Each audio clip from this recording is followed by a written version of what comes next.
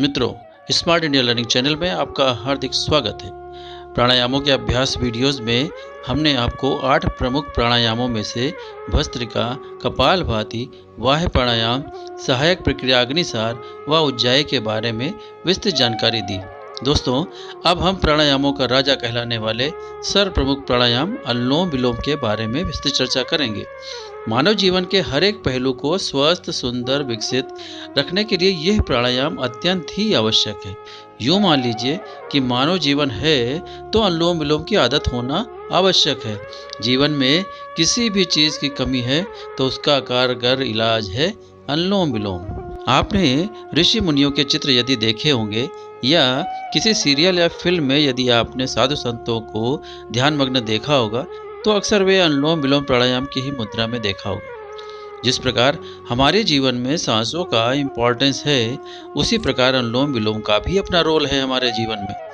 पढ़ाई में मन नहीं लगता, कोई बीमारी है, सांस ठीक प्रकार से नहीं आ रही है, जीवन में मन माफिक सफलता नहीं मिल रही है, धन की कमी बनी रहती है, अच्छे साथी की तलाश है पर नहीं मिल रहा है, बात बात पर गुस्सा आता है, मन खुश नहीं रहता, निगेटिव विचार बार बार आते हैं मन में, आदि आदि कारणों का एकमात्र इलाज है दोस्तों अनुलोम विलोम। तो आइए जानते हैं कि अनुलोम विलोम करने का क्या तरीका है। पर आगे चलने से पहले आपसे निवेदन है कि आप चैनल को सब्सक्राइब कर लें, जिससे आगे आने वाले महत्वपूर्ण वीडियोस आपको आसानी से प्राप्त होते रहें। यदि वीडियो उपयोगी लगे तो अपने मित्रों को अवश्य ही शेयर कर दें। स्मार्ट इंडिया लर्निंग चैनल में आपका पुनः स्वागत है दोस्तों। तो आइए जानते हैं कि किस प्रकार शुरू करते हैं अनुलोम विलोम प्राणायाम करना। सबसे पहले भावनात्मक सुखद किसी भी आसन में आप बैठ जाइए। ध्यान रहे कि आपका बैकबोन सीधा रहे, अपनी रीढ़ की हड्डी पर सीधा बैठ जाएं, गर्दन भी सीधा रखें। फिर अपने बाएं हाथ की हथेली व उंगलियों से ज्ञान मुद्रा बनाकर अपने बाएं घुटने पर रख लें। साथ ही दाएं हाथ की हथेली की उंगलियों से प्राणायाम मुद्रा बनाकर दाएं अंगूठे से दाईं नासिका को बंद कर लें। फिर बाएं नासिका से धीरे धीरे सांस को अंदर अपने फेफड़े तक सहज भाव से ले जाएं। फिर मध्यमा व अनामिका उंगली से बाईं नासिका को सहज भाव से बंद करके दाईं नासिका से सांस को धीरे धीरे बाहर निकाल दें। पुनः उसी तरह से सांस को अंदर भरें तथा बाईं नासिका से बाहर निकाल दें। यह अनुलोम विलोम का एक चक्र पूरा हुआ। एक आवृत्ति पूरी हुई। बस अब इसी प्रकार इस प्रक्रिया को दोहराते रहें। जब भी हाथ में दर्द महसूस होने लगे तो आप दूसरे हाथ से इस प्राणायाम को दोहराते रहें, पर नासिका का क्रम पूर्ववत ही चलता रहे।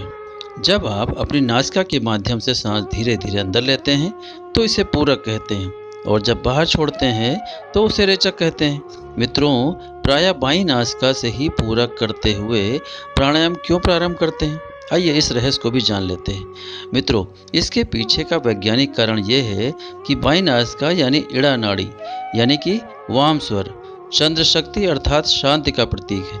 इससे शरीर के उपद्रव शांत हो जाते हैं, विचार निर्मल होकर शुद्ध हो जाते हैं, मन शांत रहने लगता है, उल्टे सीधे विचार नहीं आते, सुषुप्त ज्ञान का भंडार खुलने लगता है। बच्चों को ये प्राणायाम अवश्य ही कराना चाहिए, इससे उनकी मेमोरी भी शार्प हो जाएगी। जब हम दाईं नासिका से प्राणायाम प्रारंभ करते हैं तो पहली बात कि ये सूर्य शक्ति की नाड़ी पिंगला है जो दायां स्वर है। ये निर्बल शरीर, कमजोर मानसिकता व जिनके शरीर में ऊर्जा न रह गई हो या ठंड ज़्यादा लगती हो, उन्हें दाएं नाक से प्राणायाम कर लेना चाहिए। परंतु हाई ब्लड प्रेशर के मरीजों को इस भांति नहीं करना चाहिए प्राणायाम। आइए मित्रों, जान लेते हैं कि इस प्राणायाम को करने में किस प्रक्रिया में कितना समय लगना चाहिए। तो दोस्तों, जब आप बाईं नासिका से सांस अंदर लेते हैं तो 2.5 सेकंड का समय लगना चाहिए। फिर उसी प्रकार बाहर सांस छोड़ते समय भी 2.5 सेकंड समय लगना चाहिए। फिर इसी प्रकार एक आवृत्ति पूरी करने के लिए 2.5 सेकंड का और समय लगेगा। इस प्रकार एक आवृत्ति में 10 सेकंड समय लगना चाहिए। बच्चों को कम से कम 5 मिनट अनुलोम विलोम प्राणायाम अवश्य कर लेना चाहिए।